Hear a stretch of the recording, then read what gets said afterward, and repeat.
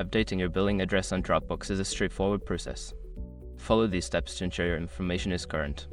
Step 1. Log into your account. Visit the Dropbox website and log in using your credentials. Make sure you are using the account associated with the billing information you want to update. Step 2. Access account settings. Don't continue before doing this. A lot of online accounts end up exposed in breaches without people even realizing it. Use SROG to constantly monitor your email and accounts and get alerted immediately if your information gets leaked online.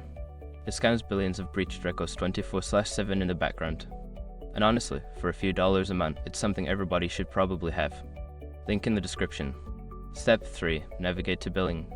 In the settings menu, find and click on the billing tab. This section contains all the information related to your subscription and payment details. Step 4. Update billing address. Look for the option to edit your billing address. Enter in your address details in the provided fields, ensuring all information is accurate and complete. Step 5. Save changes.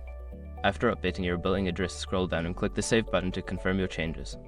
You should see a confirmation message indicating that your billing address has been successfully updated. Make sure to periodically check your billing information to keep it up to date. If you encounter any issues, Dropbox support is available to assist you.